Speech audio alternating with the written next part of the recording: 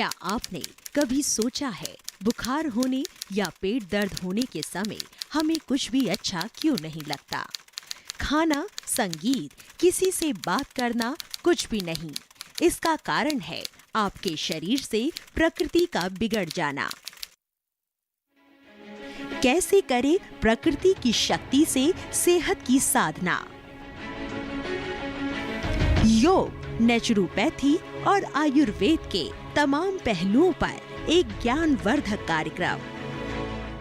नमस्कार, कैसे हैं आप दोस्तों? आज के हमारे इस कार्यक्रम में मैं आपके लिए लेकर आई हूँ जीवन से जुड़ी कुछ बातों को। ये बातें हैं प्रकृति और प्रकृति से जुड़ी उन विधियों की जिन्हें हम लगभग भुला चुके हैं।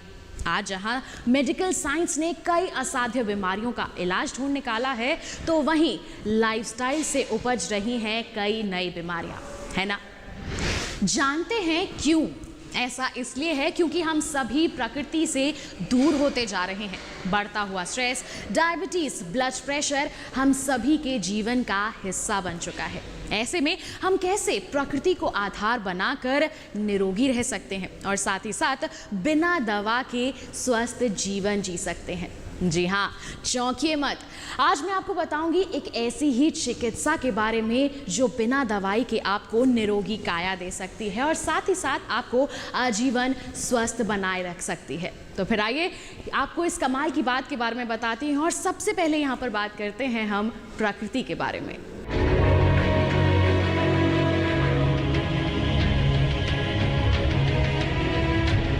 प्रकृति, जहां हर प्रकार की प्रचुरता है। प्रकृति, जहां आनंद है, स्वास्थ्य और आरोग्यता का आनंद।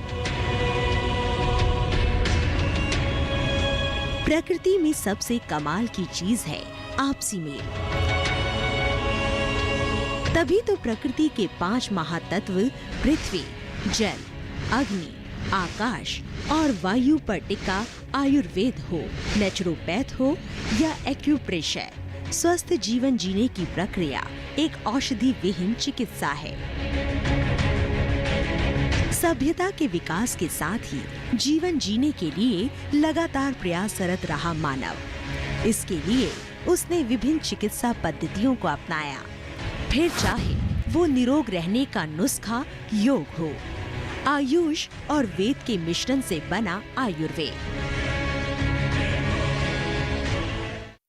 वेद पूर्व काल से आज तक जो भी हमारे पास जो योग पठ्य उपलब्धियां हैं, साधन के बारे में जो रिकॉर्डेड डॉक्यूमेंट्स है, उनके प्रतीत होता है कि योग 5000 से ज़्यादा जो पब्लिक डोमेन में है।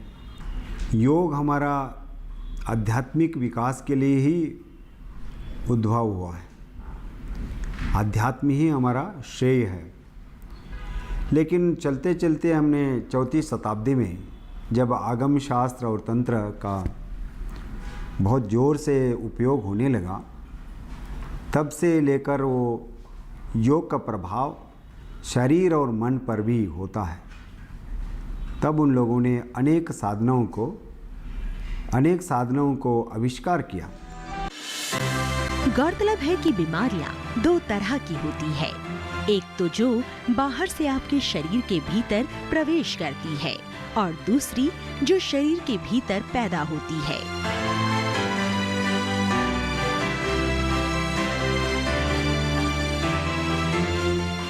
लेकिन कई बार चिकित्सा पद्धति के कुछ साइड इफेक्ट भी देखने को मिल जाते हैं।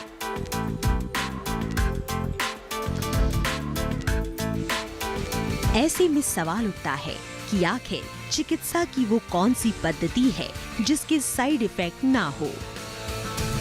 गौरतलब है कि जीवित शरीर एक मशीन या यंत्र की तरह है जिसका संचालन एक सूक्ष्म शक्ति प्राण द्वारा होता है। यही शक्ति भौतिक पदार्थों का सार ग्रहण करके उससे शरीर का निर्माण कार्य करती रहती है।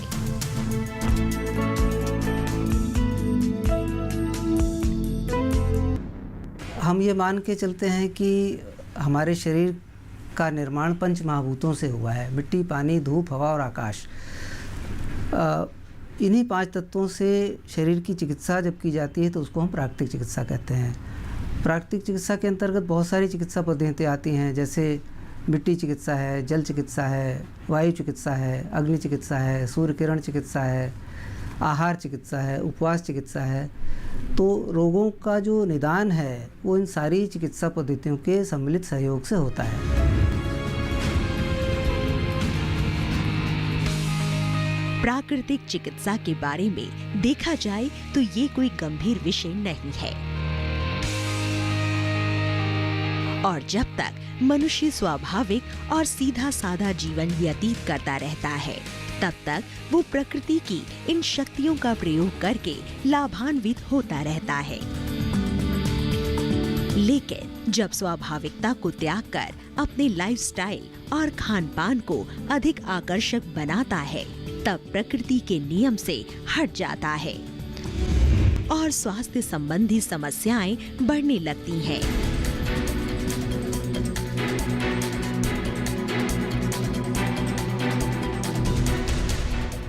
हमारा आजकल डायबिटीज़ हो, हाइपरटेंशन हो, कॉर्नरी आर्टरी डिसऑर्डर्स हो, कैंसर हो, अस्थमा हो, और उनके साथ साथ हमारा इंसोम्निया, एंग्जाइटी, डिप्रेशन जैसे बीमारियां आजकल कॉमन हो गया।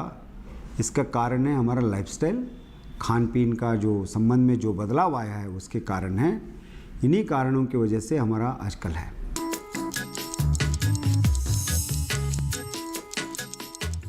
आइए चलें हाथ धोने की सही और वैज्ञानिक विधि सीखें। हाथ धोना रोगों से बचने की सबसे आसान और असरदार क्रिया है। साधारण तरीके से हाथ धोने पर हाथों के कई हिस्सों में कीटाणु रह जाते हैं जो बाद में बीमारी पैदा कर सकते हैं। अतः हमें क्रमबद्ध तरीके से हाथों के सभी हिस्सों को अच्छी तरह साफ करना चाहिए।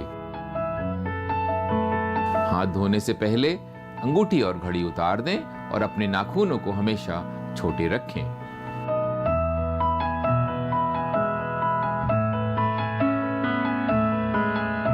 अब दोनों हाथों को अच्छी तरह से पानी से गीला करें और एक हाथ की हथेली में अगर हो सके तो लिक्विड सोप, और अगर लिक्विड सोप न हो तो साधारण साबुन की बट्टी से दोनों हाथों को अच्छी तरह से झाग बना लें। अब उंगलियों के पोरों के बीच की सफाई के लिए एक हाथ की उंगलियों को दूसरे हाथ की उंगलियों से इस तरह से लें और आगे पीछे करते हुए अच्छी तरह साफ कर लें। हथेलियों की सफाई के लिए दोनों हथेलियों को मिलाएं और अच्छे से रगड़ कर साफ करें। हाथ के पिछले हिस्से की सफाई के लिए एक हाथ की हथेली को दूसरे हथेली के पिछले हिस्से पर रखकर अच्छी तरह साफ करें। उंगलियों के बीच की सफाई के लिए दोनों हथेलियों को रगड़ते हुए उनकी उंगलियों को आपस में जोड़ें या इंटरलॉक करें और अच्छी तरह साफ करें। ऐसा करते हुए ध्यान रखें कि उंगलियों के बीच साबुन अच्छी तरह चला जाए। नाखूनों और उंगलियों के पिछले भाग की सफाई के लिए दोनों हाथों को इस तरह पकड़कर घुमाते हुए साफ करें। अंगूठे की सफाई के लिए एक हाथ के अंगूठे को दूसरे हाथ की हथेली से इस तरह पकड़ें और गोल गोल घुमाते हुए साफ करें। अब हाथों की कलाई को साफ करने के लिए एक हाथ की कलाई को दूसरे हाथ में इस तरह पकड़ें और गोल गोल घुमाते हुए साफ कर लें। अब दोनों हाथों को पानी से अच्छी तरह से धो लें। नल को तेज खोल दें और दोनों हाथों के साबुन को अच्छी तरह बहते हुए तेज धार से साफ कर लें। नल बंद करने से पहले नल की टोटी के या ऊपरी सिरे को भी साफ कर लें। साबुन को सुखाकर रखने के लिए ऊंचे स्थान पर साबुनदानी का प्रयोग कर लें। अब दोनों हाथों को पोंछने के लिए केवल साफ तौलिया या टिश्यू पेपर का इस्तेमाल करें। दस्ताने पहनने के पहले भी हाथ अवश्य साफ करें, क्योंकि ऑपरेशन या कोई प्रक्रिया करते समय दस्ताने फट सकते हैं और गंदे हाथों के कीटाणु संक्रमण फैला सकते हैं।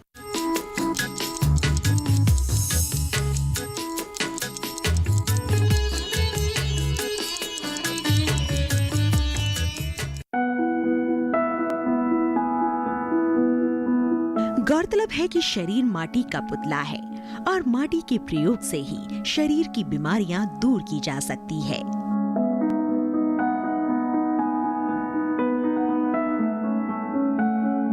माटी चिकित्सा न केवल शरीर को तरोताजा करके ऊर्जावान बनाता है, बल्कि चर्म विकृति को भी ठीक करता है।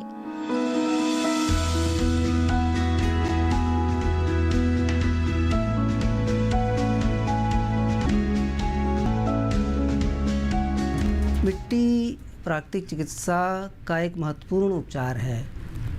ये मिट्टी सामान्य मिट्टी होती है, लेकिन ये 4-5 फीट 6 फीट नीचे की गहराई से हम मिट्टी निकालते हैं जो चिकित्सा के काम में लाते हैं। तो पेट के जितने भी रोग हैं, चाहे वो एसिडिटी हो, चाहे वो कब्ज हो, चाहे वो अपच की शिकायत हो, या और भी बहुत सारी बीमारियां जो पेट की हैं, उन सब का इलाज मिट्टी की चिकित्सा से आसानी से हो सकता है।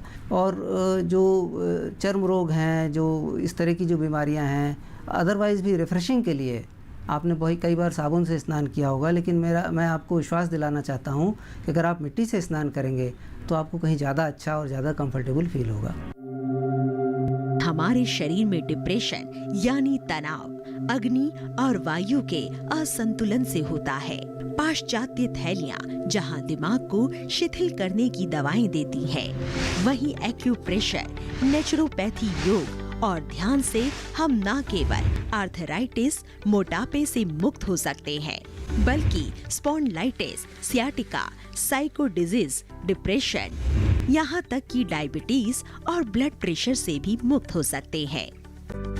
इसके अंतर्गत पाइल्स, कब्ज, gas, acidity, migraine, diabetes, high blood pressure और त्वचा संबंधी रोगों का उपचार होता है। कई रोगियों को मड थेरेपी और एनीमा भी दिया जाता है, जिससे शरीर से मल आदि साफ होता है और ठंडक मिलती है। यदि जल थेरेपी की बात करें तो हमारा लीवर और पाचन तंत्र जब प्रभावित होता है, तब मधुमेह सहित कई रोगों के इलाज के लिए, जहां पाचन तंत्र को मजबूत बनाने के लिए अपशिष्ट पदार्थों को बाहर निकालने का प्रयास किया जाता है, तो जल थेरेपी से शरीर के मेटाबॉलिज्म को भी बढ़ाया जाता है।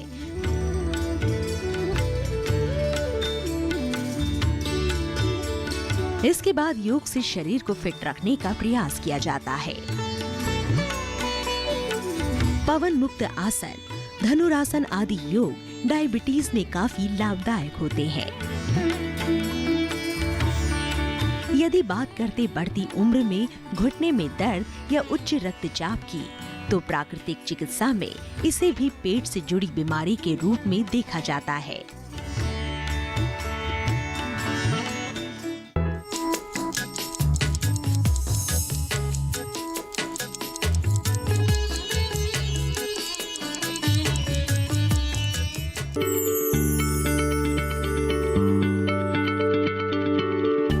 क्या आप किसी बीमारी से परेशान हैं?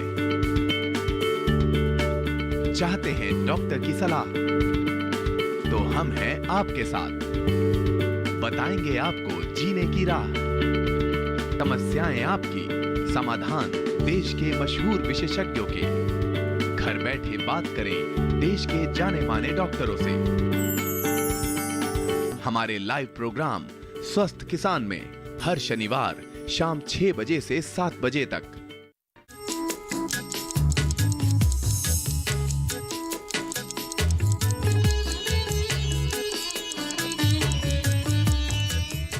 ये तो बात हुई प्रकृति और मनुष्य के अति घनिष्ठ संबंध पर आधारित प्राकृतिक चिकित्सा की। अब बात करती हूँ मस्तिष्क और आत्मा में सामंजस्य बैठाने वाली उस पद्धति की जिसे आयुर्वेद के नाम से जाना जाता है। तो आइए जानते हैं क्या कहता है जीवन का विज्ञान। गौरतलब है कि आज इंसान हर सांस और पानी की हर घूंट में प्रदूषण पी रहा है। ऐसे में सवाल है कि हम अपने शरीर के ऊपर जमे मैल को तो साफ कर सकते हैं, लेकिन अंदरूनी सिस्टम को कैसे साफ करें? इसका जवाब आयुर्वेद में छुपा है। ये जो मौसम बदलता है उसके अनुसार आयुर्वेद ने अलग अलग आहार विहार बता रखे हैं, और उन आहार विहार का अगर हम पालन करें तो मौसम के अनुसार हम स्वस्थ रह सकते हैं। जैसे अभी सर्दी का मौसम है, तो इस मौसम में एक तो हमको थोड़ा सा गुनगुना पानी पीना चाहिए, थोड़ा सा हमारे शरीर पर तेल का अभ्यंग करना चाहिए। तेल का अभ्यंग त्वचा को स्निग्ध रखता है, उससे स्किन डिसऑर्डर्स नहीं होते हैं और ब्लड सर्कुलेशन अच्छा रहता है, तो उसके कारण व्यक्ति स्वस्थ रहता है। दूसरा, इस मौसम में ऐसा कहते हैं कि खून थोड़ा सा गाढ़ा जैसा रहता है, मतलब उसका सर्कुलेशन थोड़ा सा कम रहता है, तो उसको ध्यान में रखते हुए हमारा जो आहार विहार है उसमें कुछ उष्ण द्रव्यों का हम सेवन करते हैं। जैसे लहसुन, जो रसोन जिसको लहसुन बोलते हैं, वो शरीर के लिए बहुत अच्छी है। आयुर्वेद में वर्णित पंचकर्म विधि एक ऐसा उपाय है जो न सिर्फ प्रदूषण से हुए शरीर के नुकसानों को खत्म करता है, बल्कि शरीर की छिपी पुरानी बीमारियों का इलाज करने में भी सक्षम है।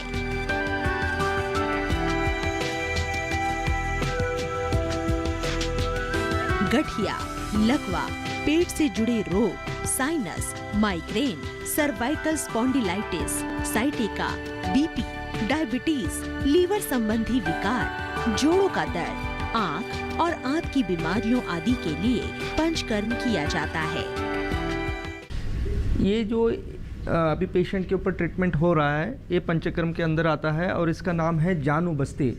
जानु बस्ती मतलब जानु मतलब घुटना, जिसको हम नी जॉइंट कहते हैं, और उसके ऊपर बस्ती मतलब उसके ऊपर तेल रुकाने के लिए एक आलबाल बनाया जाता है, उड़द के आटे का आलबाल, और रिंग लगाकर उसको सपोर्ट किया जाता है। उसमें औषधियों से तैयार किया हुआ गरम तेल लगभग 30 से 45 मिनट हर दिन किया जाता है, लगभग 7 दिन से मैक्सिमम 21 दिन तक किया जाता है। इस ट्रीटमेंट को जानु बस्ती कहते हैं आयुर्वेद में, और यह ट्रीटमेंट बहुत ही कारगर पाया गया है जिनको घुटनों में दर्द होता है, और ख़ास कर जो दर्द है वो डिजेनरेटिव कंडीशंस मतलब धातुओं के क्षय के कारण जो होता है, जिसमें आज के समय में कहा जाए तो ऑस्टियोआर्थराइटिस ऑफ नी जॉइंट कहते हैं। उस ऑस्टियोआर्थराइटिस ऑफ नी जॉइंट के लिए सबसे बेहतर ट्रीटमेंट जो है आज के दिन में उपलब्ध, वो है जानु बस्ती। जो पेशेंट को नी रिप्लेसमेंट के लिए कहा जाता है, घुटने बदलवाने के लिए कहा जाता है, ऐसे भी कई पेशेंट हमारे पास आते हैं। 50 साल की उम्र से लेकर 80 साल की उम्र तक के सभी पेशेंट आते हैं। पुरुष और महिला दोनों में ये ट्रीटमेंट किया जाता है। बहुत ही सिंपल ट्रीटमेंट है, एक्सटर्नल बाह्य चिकित्सा है और बहुत ही किफ़ायती है। तो पेशेंट को कई बार जिनको घुटने बदलने के लिए कहा गया, ऐसे पेशेंटों को हमें ट्रीटमेंट करते हैं 7 दिन से 21 दिन तक, और पेशेंट का नी रिप्लेसमेंट से बच जाते हैं। कई पेशेंट को 2 साल, 3 साल, 5 साल तक भी उसको एक्सटेंड किया जाता है, और दर्द में तो तुरंत ही लाभ मिलता है। सर मेरे को एंक्लोजिंग स्पॉन्डिलाइटिस था सर, मैंने यहाँ पे इलाज कराया तो मेरे को जो 60% तो 5, 7, 8 दिन में ही फ़र्क हो गया सर। पीठ में अकड़न थी और सर घुटनों में भी पेन था, कमर में था सर। अगर ऐसे पेन गिर गया तो उठा नहीं सकता था सर ऐसे। तो अब सर मैं झुक सकता हूँ पूरा, जो ऐसे उठा सकता हूँ। इतना मेरे को तकलीफ थी बहुत ज़्यादा, रात को नींद नहीं आती थी करवट बदलते बदलते। अब सर खूब नींद भी आती है बढ़िया, और सब कुछ बढ़िया हो सर। पंचकर्म में शरीर की बुद्धि यानी डिटॉक्सिफिकेशन करके उसे पुनर्जीवन दिया जाता है। इस चिकित्सा विधि से वात, पित्त और कफ को सामान्य अवस्था में लाया जाता है और शरीर से इन्हें बाहर किया जाता है।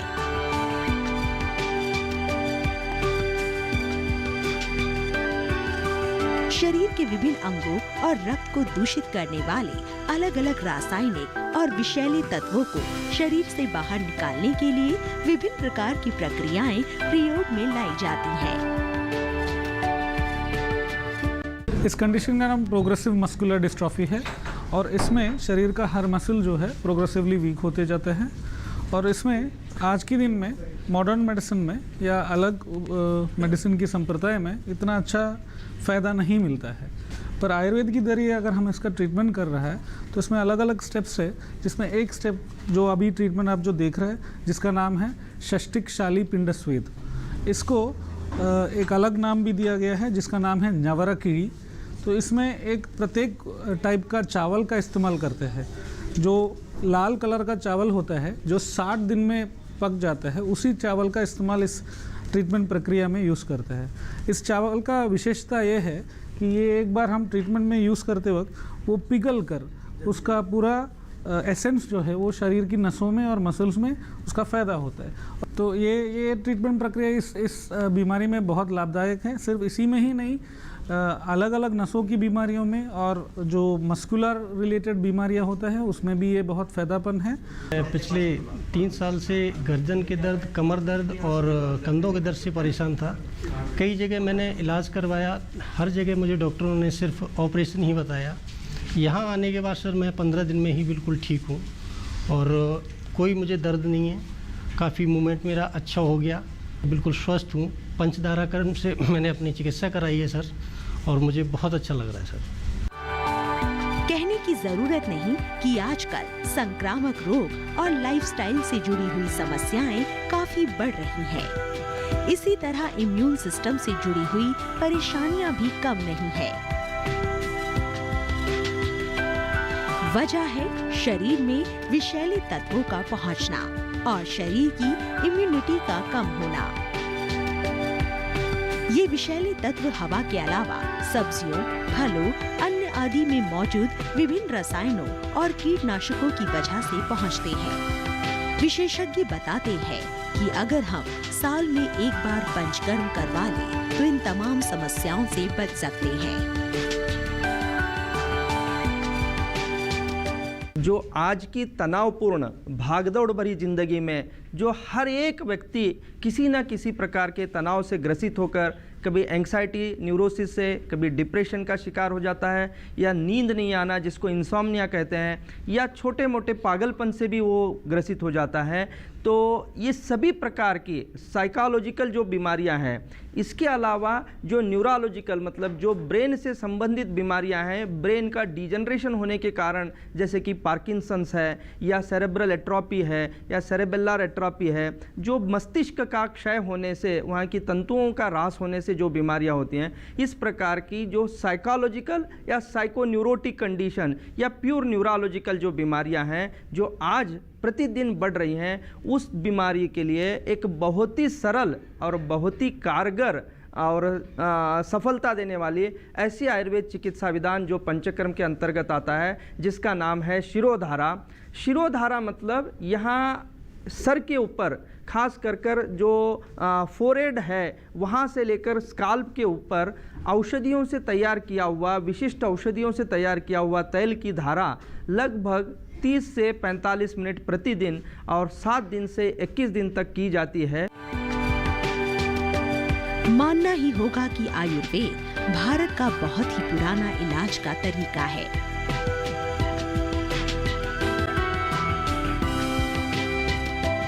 जड़ी बूटियों के अलावा मिनरल्स, आयरन, मरकरी, सोना और चांदी जैसी धातुओं के जरिए इलाज किया जाता है।